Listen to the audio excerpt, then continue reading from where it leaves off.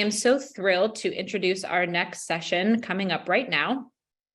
We are thrilled to welcome to the stage Kathleen, Jessica, Paul, and Nikhil. These amazing hosts and panelists are going to be talking to us about emotional intelligence for the SE.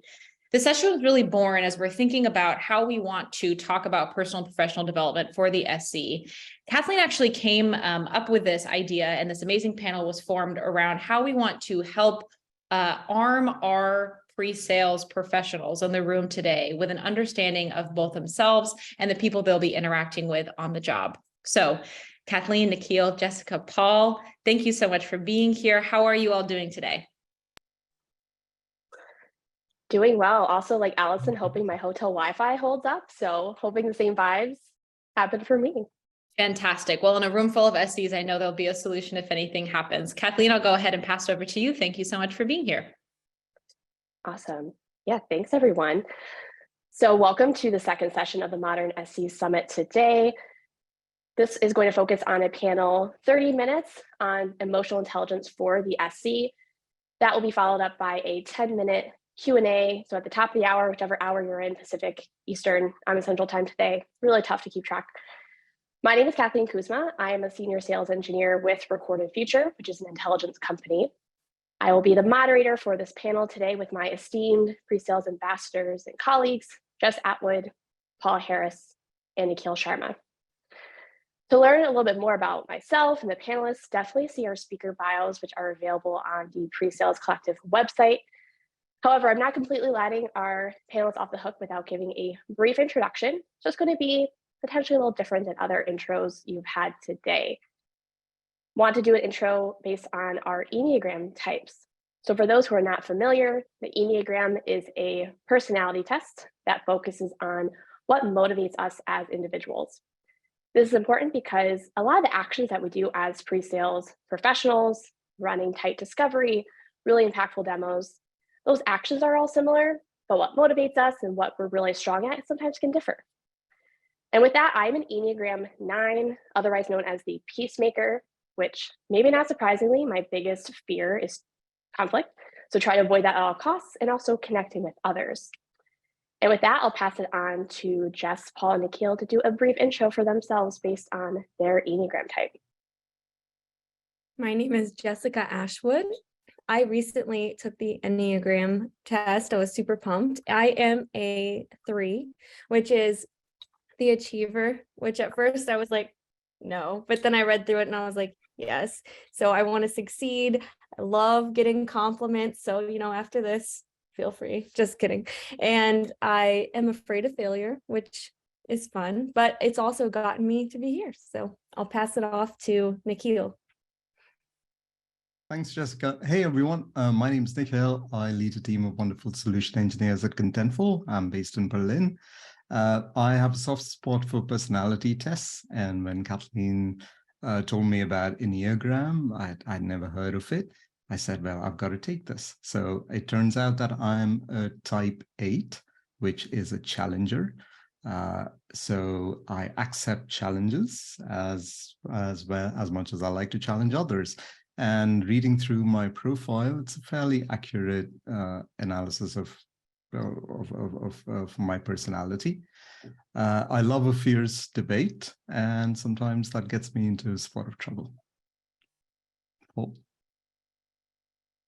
Thanks, Nikhil. So, hi everybody. Paul Harris, a principal solution architect at Loftware, and this was a really interesting topic to me. I took test as well. I'm also a type 3, and I think like my fellow panelists, I initially started reading it and went, yeah, I don't know if I describe myself as efficient, certainly ambitious and goal-driven, but then I read down and actually kind of quite a nice lead on from that last session was also suffering a lot with imposter syndrome. So I think I was like, yeah, that pretty much chimes with me. But I think it was really interesting because it kind of speaks to that desire to put a value in everything that I do and also work to get the admiration of others, which that kind of was like definitely resonates with me. So I think it's a really interesting insight into kind of how I operate, and kind of also quite scarily accurate when I got to the end of the questions. Yeah, I'll agree with when you read your profile and you're like, oh, wow, this is everything. And there's so many other levels to the Enneagram. When you're healthy, you go towards different numbers. When you're in stress, you go to different numbers. So if taking that test is of interest, there's 10, 12-minute versions. I get overwhelmed by personality tests. This one did not overwhelm me. So I think it's a great, especially intro, maybe if you haven't done other personality tests before. Well, thank you all for introducing yourself. What I really enjoyed about that intro is that out of the 4 individuals, we have 3 different Enneagram types represented, which to me really highlights that any type of personality can really be a successful solutions consultant. So I think that's one of the goals I want to get out of today is how can we use our own personality and leading that into understanding our emotional intelligence? How is that going to help us in our careers, in our demos, and so many different aspects of the pre-sales profession? And with that, I wanted to open it up, actually taking a step back and seeing for our panelists today, what does emotional intelligence mean to you in your own words, and why do you think it's important? I think I'll start with Jess here and then go over to Nikhil. So for me, emotional intelligence is the ability to be able to read people and communicate with them effectively. And everyone that we come in contact with when we're on technical discoveries and demos are so different. And if you don't think about that when you're talking to them, you're not going to be able to effectively be able to come alongside of them and help them solve their problems. So definitely focusing on their style, how they like to communicate, how they learn. That's big for me. Yeah, what Jess said is very right, and I would echo a lot of that. I think it helps to draw the distinction between emotional intelligence and cognitive intelligence, which is really kind of where the split originated, right? So cognitive intelligence is what we measure through IQ. It's how you learn. It's how you convey information, how you problem solve, how well you reason. And this is really important for us as SEs in terms of, how are we picking up product knowledge? How are we demoing? How are we working through technical Q&As, etc. But there is this other aspect of sales. We are a core function of the sales team, right? And sales is still a human business.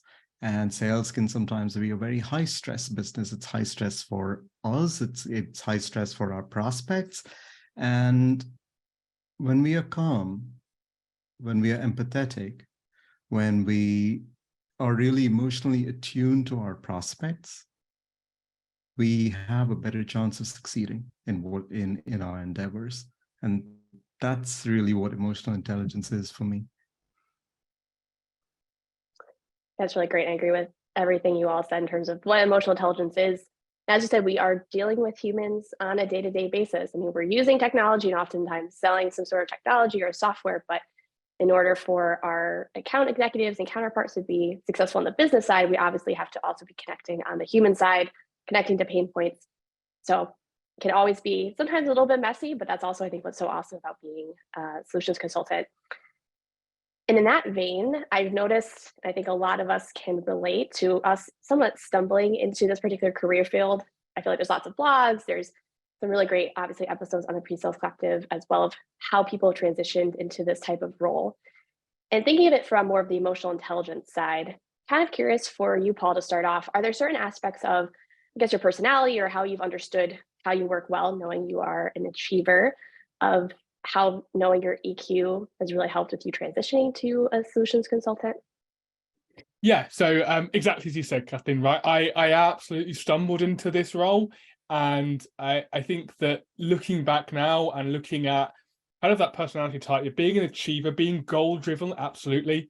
I think we are, as Nikhil said, we're in sales, so we're inherently goal-driven. We're inherently competitive people, and I think that's the drive for me that I didn't kind of know at the time, but looking back, I kind of go, yeah, like I saw this opportunity and went, hey, that's a chance to sort of really leverage, that kind of competitive edge and that drive to achieve.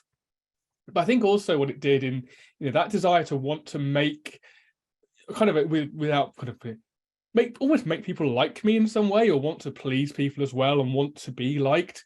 It meant that I was able to sort of look at, how do I build those internal and external relationships? What is it about kind of moving into this role and then obviously being kind of successful in making that switch, was connecting with people inside the business, kind of finding out who I needed to talk to, who was going to help me kind of transition into that.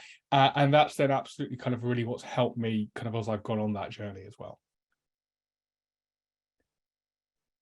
That's awesome. And I know everyone here kind of has a good transition story. And Jess, I know you recently transitioned, so I'd love to hear more about your thoughts on that. Yes, of course. So emotional intelligence was big for me as a teacher. If there are any former teachers here or current teachers, you understand you have 20 to 30 even children in your class, and you have to be extremely curious on what their interests are to be able to effectively teach them. You have to be empathetic, not only to the children, but to the parents. I taught kindergarten, and a lot of these times it was the children's first time leaving the home. So that is huge, not only for the child, but for the family of that child. So I really needed to be in tune with their specific needs, how they like to communicate, the parent and the child. So that really is something that helped me transition to this career, because now I'm talking to all sorts of different prospects, all sorts of different businesses in completely different, like I talk to educational companies, I talk to jewelry stores, I'm talking to people in manufacturing. So really being able to talk to all of those different students and parents has really helped me be able to effectively communicate with a vast amount of different prospects as well. Yeah, it's great. And we've all been kindergartners at some point. So I wonder if you're like, oh, I wonder how this person would have been as a child, which maybe shouldn't share that obviously live with them. That would probably not go super well. Mikhail, what are your thoughts too on, I guess, transitioning or stumbling in, or how you came into this particular field? Yeah, thanks. I'll get to that. I just wanted to say I feel like teachers make such fantastic SEs. So Jessica, I'm sure you're going to have a wonderful SE career ahead of you. I came from I loved audio and I love algorithms, and I was a developer at Dolby for many years, and I was at one point of time leading a small team of developers, and a product manager came to us and he said, well, Netflix needs us to work on this particular feature. And it had 200 story points, and it was very clear that we were going to work on this. It's a big lighthouse customer. I was sitting there thinking, wait, I've been a Netflix customer since 2006. I'm really curious as to why Netflix wants this feature.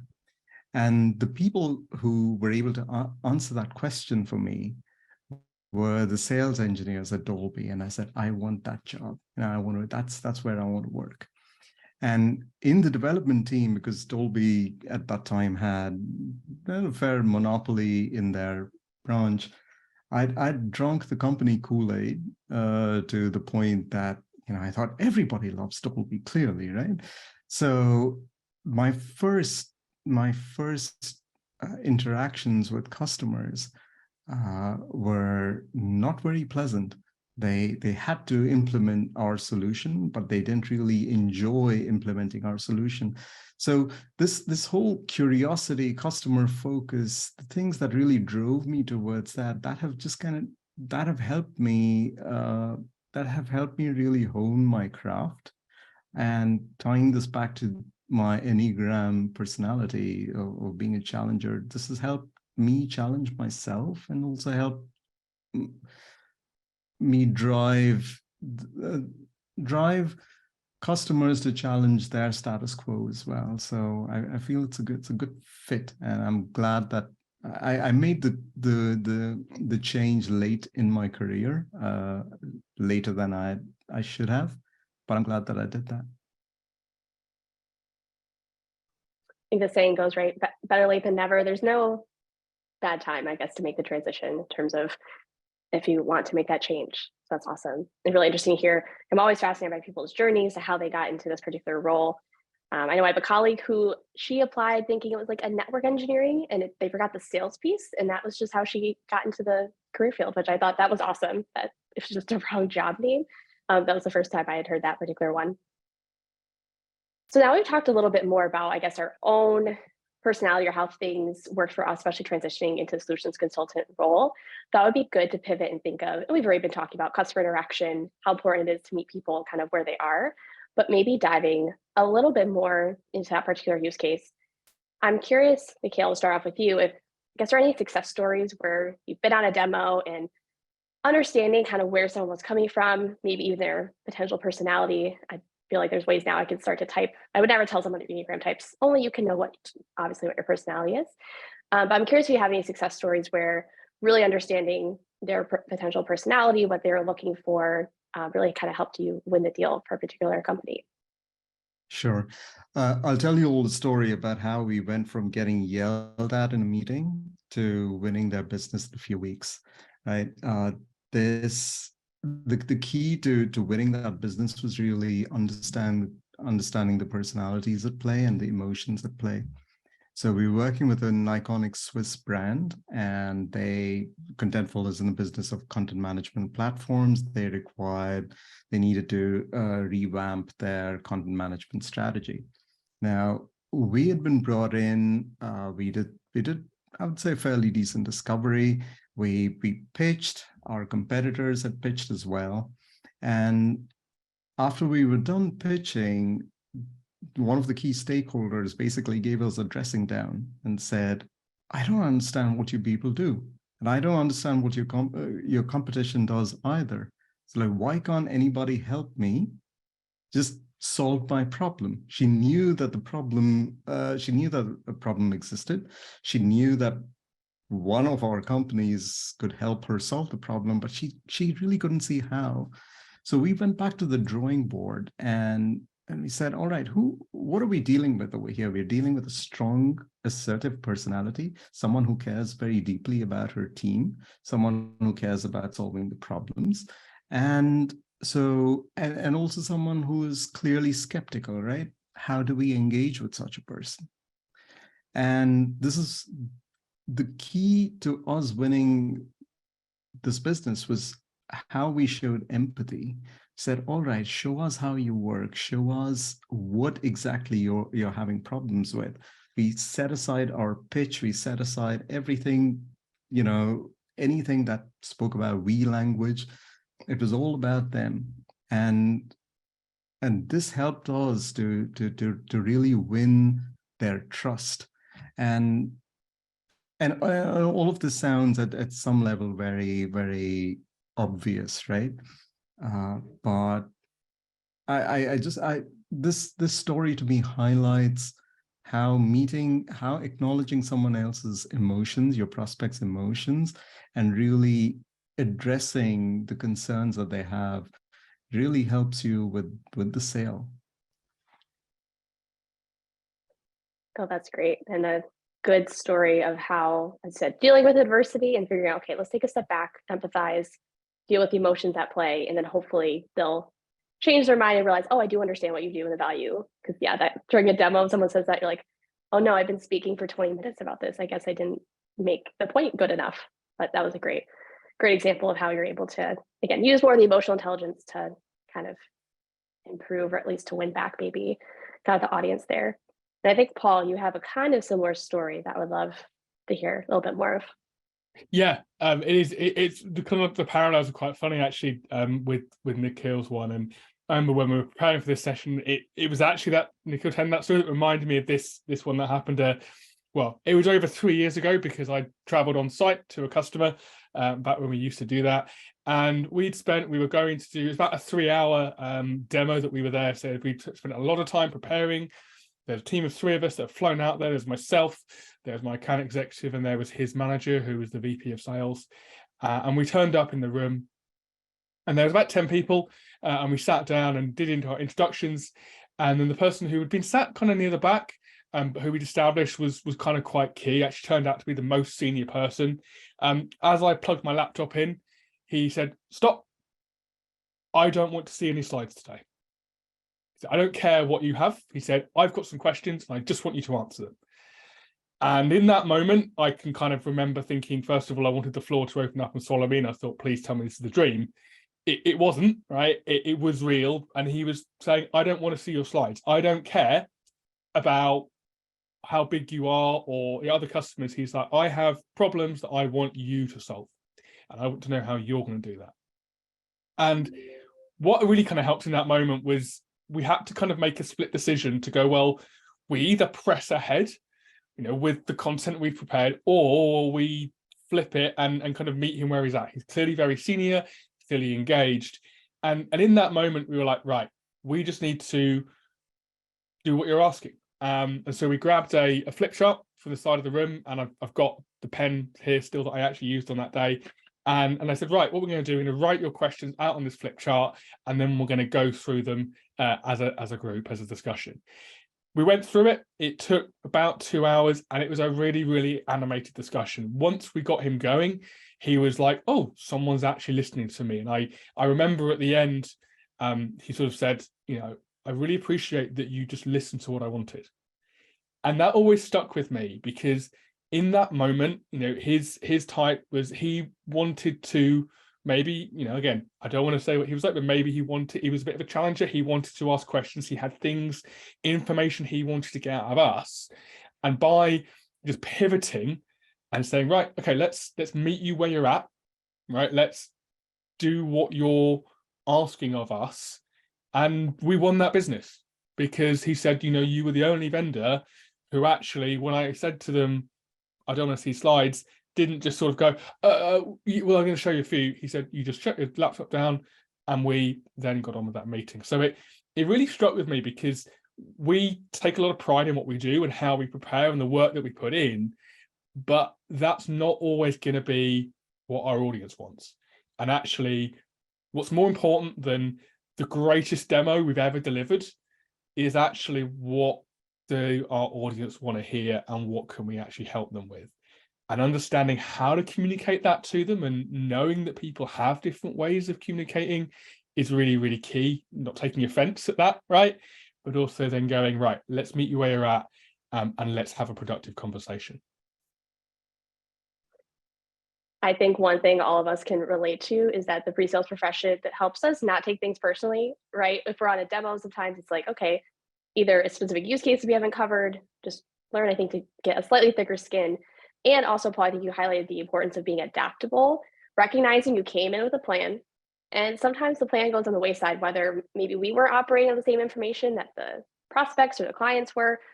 So being adaptable oftentimes is a strength that a lot of sales engineers will really need. And just as important as understanding what our strengths are, it's also good to understand the only way we can improve and get better in our profession, and also just our personal lives, is also understanding where we might struggle a little bit more, or where we might not be as strong. I avoid using the word weakness. We're just not as strong in some of these areas. Like for me, as I mentioned, really do not like conflict. So sometimes by default, I might not push the boundary as much as I should for really asking that next question. Or if I'm working with a colleague and I disagree, I've worked on it, I'm a lot better now, but it's really important to understand, where we aren't as strong, to kind of obviously improve, especially as we're in some of us slightly newer career fields than others who've been in the sales engineering role for a long time. That was a really long way of actually asking my next question. Curious to start with you, Jess, and then going back to Paul on, are there certain areas you really need to work on as you transition to becoming a solution consultant that you knew, from your own just personality, how you worked, that you realized, oh, I might have to work on this in this particular area? One thing that I'm really working on right now is being able to slow down and pause. And that is really complicated for me. As a former kindergarten teacher, very high energy, you have to have a perky pace, because if you pause too long, it's all going to break loose. And now I have to know, okay, I'm not talking to 5-year-olds anymore. I'm talking to grown adults. So if I stop talking for, 20 seconds, it's not going to be complete chaos. It's going to be okay. I'm trying to be more conversational, so that they can really also take the time to absorb what I just said, because we're talking about technical products here, and I'm trying to help solve their pain points, and they really aren't going to be able to absorb everything I'm saying if I have that kindergarten perky pace. So I'm having to slow down and have more of an adult friendly pace, and that is currently what I'm working on. It's going good. I think for me, it comes down to remembering that everyone's human. And I always explain this as going, as I've kind of progressed in my career, but also as I've, started my own family, I've always kind of thought back, when you were younger, I always looked at my parents and thought they've got it worked out. And then, even now when I've kind of grown through my career, I've looked at my manager and their managers and kind of people more senior than me and thought, they've really got it worked out.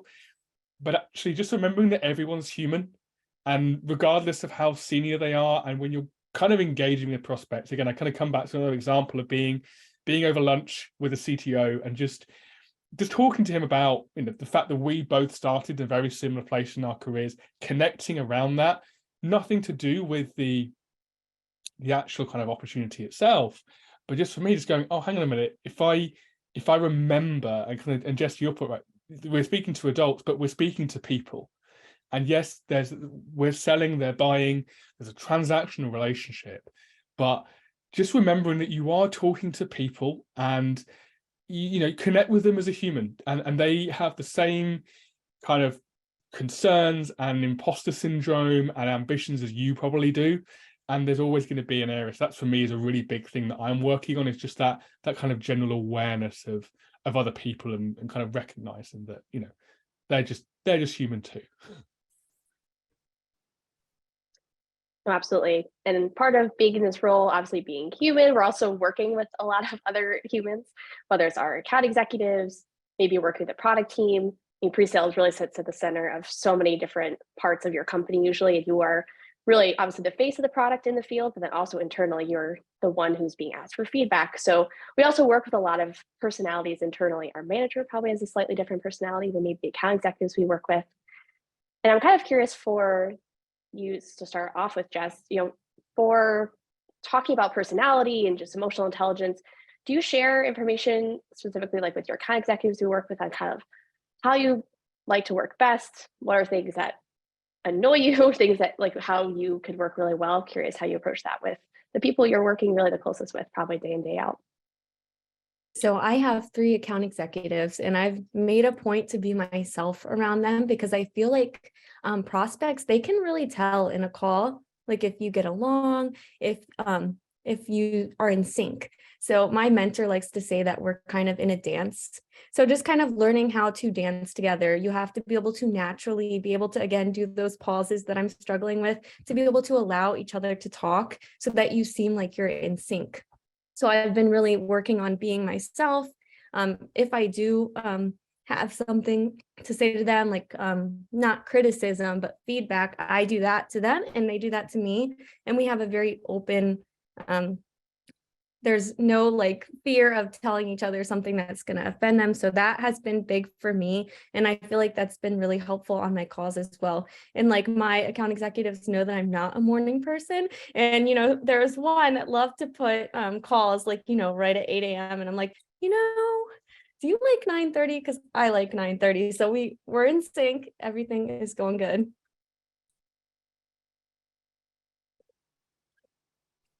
What about you, Nikhil?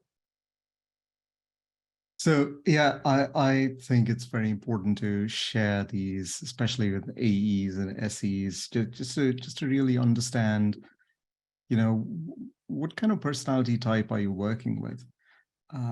So about a year and a half ago at Contentful, there was a rollout of insights discovery, and perhaps some people in the audience are familiar with that personality typing system or yeah. Now, so I have actually I brought mine with me. So this is kind of my personality profile. Right? There are 4 colors, and these things mean specific things. We're not going to get into that now. But under the guidance of a coach, the SE leadership team at Contentful actually took the insights discovery, and we shared the results of our profiles.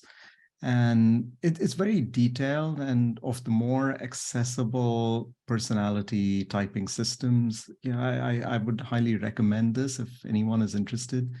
It gives you a very detailed profile of yourself, but it also helps you with points of how do you communicate with someone who has a very different personality type. And that is really where the key learning comes from. And one of the things that we discovered when we pooled together our personality types was that I am a clear outlier compared to the other SE leaders. There was a bit of a spread, but they were far more alike to each other than I was to them. And we were a small team, so there was no, we didn't really think of biases as to why people had not hired more people like me, but there was a good discussion, I would say, about unconscious biases in terms of who we promote into leadership positions. So I think this is eye-opening sometimes. People don't realize it. We see more superficial things, but personality types play an important role. I would say one caution over here, or one thing to pay attention to. When these programs are rolled out, there's always a great deal of interest. And I'm sure some people were quite interested in Enneagram, since we mentioned that, at the top of this call. I think the true value is in kind of going back to your profile, going back to when you have a conflict with somebody, trying to understand, what is their profile? How can I, am I communicating effectively with them? What would help them communicate more effectively with me? That is really, I think, the power of these systems. Yeah, I agree with that completely. And just thinking of sharing, especially your personality types, or how you work best with the people you're going to work the closest with, it's going to help you be more successful. And as Jess mentioned, clients can tell if there is something going on in the background. People are usually perceptive, even if it's on Zoom. Maybe if you don't have your camera on, it's a little bit harder to actually understand that. But yeah, I know I had my account executives this year, so I worked with 2 new ones. They each took the Enneagram, and it opened up a really interesting conversation for some of those I hadn't worked with, how they best work, and most importantly, how we can kind of work better together. But as a transition kind of to the last section of our questions here, now we're coming up to the top of the half hour. It's gone by so fast. Talked, Mikhail, about promotions and how important it is to understand personality types and emotional intelligence also from the promotion side. So I might actually start with you on that question. How do you think being introspective about kind of how you work and your strengths has helped you work with your manager? And maybe if you know your own strengths, working with others, if you're trying to also help someone else get promoted. So learn from my mistakes. Working through problems with senior management is really beneficial. It's not because they don't want to help you. They have a lot of things on their mind. So be aware of your personality, be aware of theirs, be aware of all the things that they have to also juggle in a day. And this will help you communicate more effectively. I'll spin it in a positive way. If you want to have a career conversation with your manager, suggest maybe to your manager that you both take one of these personality tests. I think this is a good way. It's a low friction way of trying to find some common ground. Just trying to understand why differences in communication styles exist.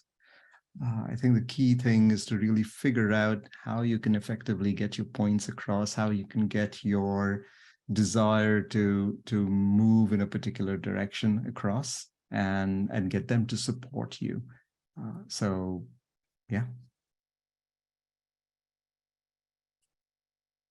Awesome. That's great. And I know we're actually right at the top of the half-hour mark. We have a ton of great questions, and actually some of these are some of our backup questions we didn't get to, so it's perfect. So I'm just going to start right in the order that they came from, and whoever would like to first answer them, definitely happy for you to do so. The first question is from Patrick on, how do you balance between being the right amount of empathetic, but not overly empathetic?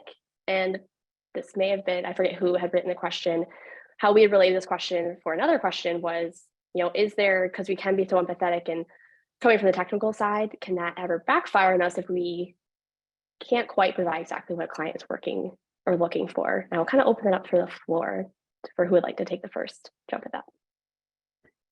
I can take a stab at that. So I think It's the first thing, it's difficult, right? Because you want to, and again, I think coming back to my personality stuff, right, I want to give people information that they like to hear. But at the same time, you have to find that kind of sweet spot. And I think for me, it's kind of come down to saying, well, let's look at what you actually want to achieve, and let's look at the way that's going to get you there. So coming from a technical background, if you're coming at it technically and you're saying, well, that isn't technically possible in the way, Mr. Customer, that you just explained it, what they're going to probably hear is no. Whereas actually, if you say, can you give me an idea of what you want to achieve, understand kind of what those pain points are, and then start to work through, well, okay, you've told me these are all your challenges. How do you want to look at solving those? And how can you what is it that you actually need to address? And softly, I would say softly challenge your customers as well. Kind of, if you think that what they're asking is not unreasonable, but maybe a little bit over ambitious, then don't be afraid to sort of push back a little bit and say, look, let's focus on what's really important and what's kind of having issues today. And then we can come to address everything else, because you might find you address these issues and then actually those other ones sort of cease, kind of go away on their own. Jess, I can see you nodding along. What your thoughts were? Oh yeah, I totally agree with what you're saying. Like, I'm a people pleaser. That's what we do in the achiever category. But I have to also be not afraid to say that, we are able to help you solve this problem, but it might not be in the exact way that you're describing here. So being comfortable with telling them that, but I feel like sometimes when you do that, they really trust you more, because you're not just saying, yes, we can do it exactly how you want. Like some other companies do that. So you're really giving them feedback that might not be perfect for what they want to hear, but they can also trust that when you tell them something, that you mean it. Such a good point. I think being authentic is also a great way to show you're being empathetic, but also authentically acknowledging the problem and also how we can potentially help. The second question here, I think, Nikhil, this actually fits with some of our other discussions we had before, talked about, what are your thoughts on how to assess and measure some of these qualities? Strength Finder kind of comes to mind. I know you've brought that up before. So curious if you have similar guidance for that question. I'm sorry, Kathleen, could you repeat that question? Because I Yes. lost a couple of seconds of your audio. No, you're totally fine. This is from Andy, and just saying, what are your thoughts on how to assess and measure these like more emotional intelligence qualities? And the Strength Finders had come to mind. I think you'd mentioned the Gallup Strength Finder at some point. It's a hard thing to measure. Yeah, but I think that there are multiple different systems we hear. So I love Gallup Strength Finder. That has helped me personally, and that is something that I use with my coach on an ongoing basis. I think there are multiple different systems. What I've taken now about 6 or 7 different kinds of personality tests. The good news is that they mostly give me consistent results. The challenge is to stick with one particular system and work through it. If you really want to use that as a means of for coaching, of really working through some of your weaknesses. For me specifically, it's the weaknesses, it's certain kinds of communication that I am working through right now. There's little point in jumping from system to system. In terms of measuring, I'm not sure I can give you a very compelling answer at the moment. Yeah, I feel like from a measurement perspective, just thinking of how maybe some of your strengths for your personality help connected to maybe run really good discovery calls. But again, all these things are sometimes tough to exactly measure. So hopefully, Andy, that answered your question at least a little bit. Strength Finders tests, I think, are really helpful and do connect back, I think, to your personality and how you work best. Yeah, let's connect, Andy. I'm happy to have a discussion about this. Awesome. We have a few other questions here. So glad someone brought this up. So having emotional intelligence on Zoom calls does take another level of being observant. I know I was on a demo right before this. No one was on camera. It's fine. So you can really only read the language of how they're talking to you. Do they sound excited? Do they not sound excited? So curious, with the inability to read body language, does anyone have any tips on how we can compensate for not having the ability to read those very important non-verbal cues?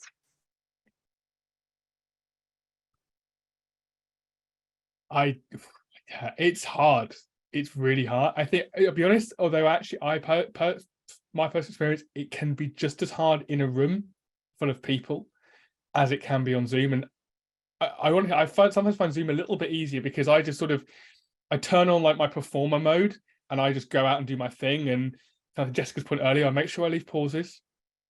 I let people talk, but I think you have to maybe I think come back to the point Jessica made earlier, right? You maybe have to take a little bit more time to get your message across than you would in person, because with the delays with Zoom as well, you kind of have to think, well, is someone about to speak up? But also there's kind of quite practical things you can do, which is when you set up your Zoom call, when you start the demo, and something I always do is I say, I want to keep this conversational. Please stop me. If you have any questions, drop them in the chat, raise your hand, kind of set out the rules of engagement at the start. And then people are comfortable, because I think if people are a bit like, oh, can I speak? Can I not?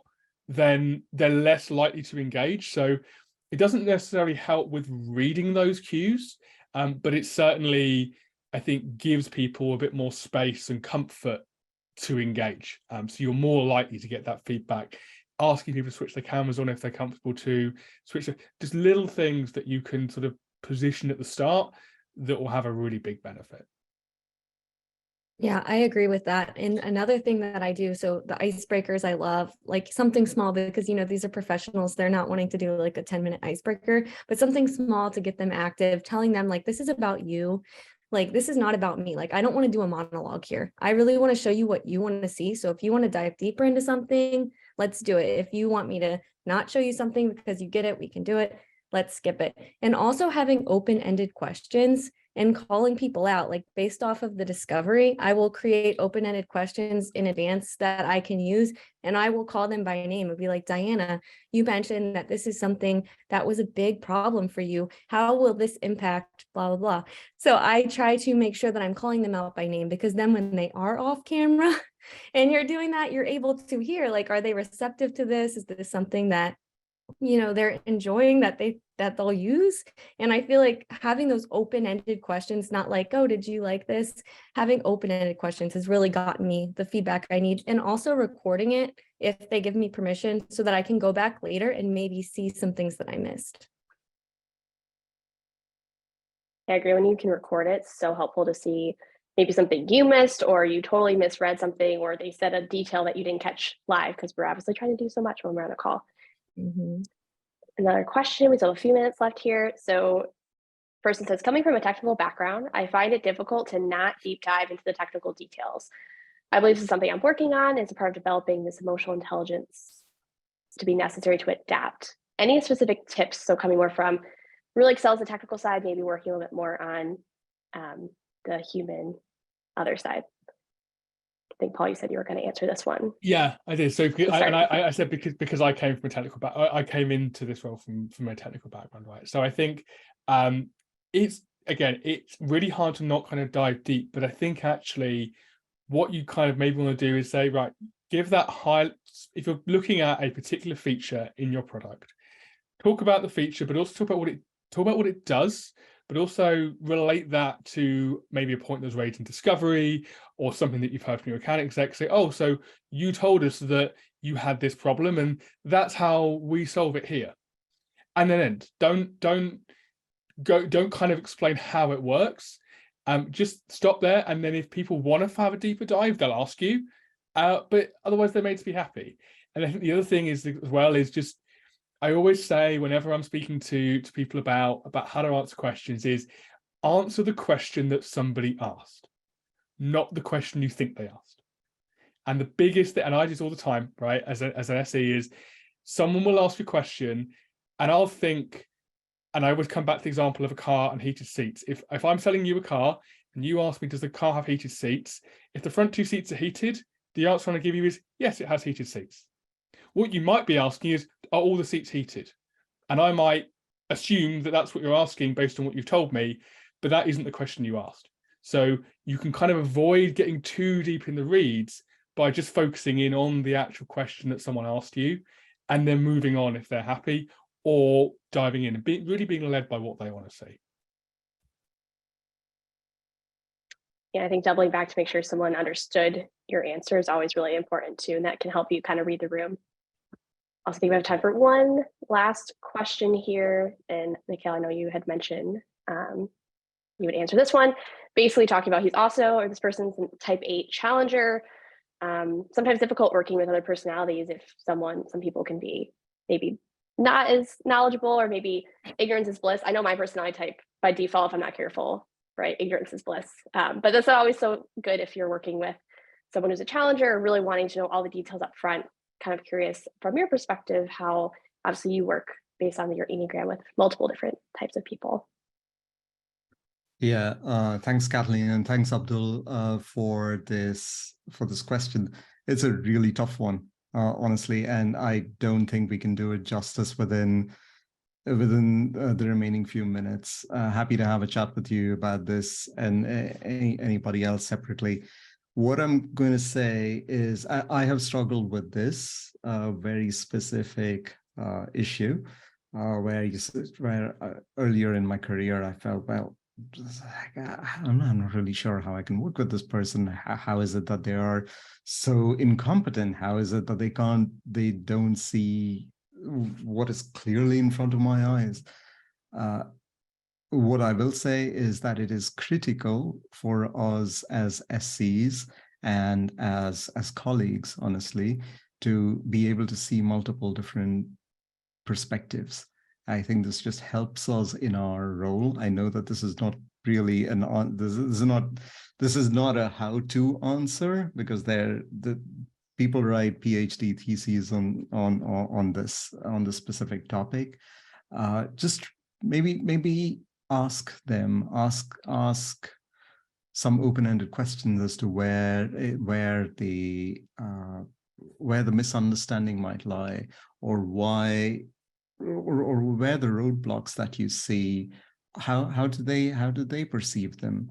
I think that always, whenever you extend that little olive branch, so to speak, that always pays dividends. It might be slow, and this is part of one's own personality development, just getting really comfortable with that level of discomfort is critical. I think, just tying this back to the theme of this summit, the modern SC, I went to chat GPT-4 and GPT-20 and all these things. You know, a lot of the technical capabilities that we bring to the table are very rapidly going to be replaced. This human element is not going to be as easily replaced. And let's really kind of dive, let's kind of go deeper into that and really hone those skills. So probably not a very helpful answer, but the best I can do at the moment. No, I got some responses saying yes, it was helpful. I'm sure a good follow-on conversation. There's one other question about open-ended questions. I think that would be a great PreSales Collective Slack question, because our time is up. Thank you to our panelists for the great discussion. I learned a lot, especially with some of the specific examples. And I was thinking back to some very similar examples I have and laughing quietly to myself. Thank you as well to the audience. Lots of great questions. It's really great to see the Q&A kind of lighting up here. Sometimes I had a lot of backups, but I didn't get to use any of them. So I really appreciate everyone doing that. And now next up, we have a session with the team from Consensus to talk about how to optimize the pre-sales teams for the economic upturn. So positive there. And with that, I'll pass it back over to Shauna. Thanks again, everyone. Thank you so much, Kathleen, Paul, Jessica, and Nikhil. Thank you all so much for being here. What a wonderful session. I feel like this was the head nodding session of today, of everyone saying yes, yes, yes. So thank you for sharing all of your insights.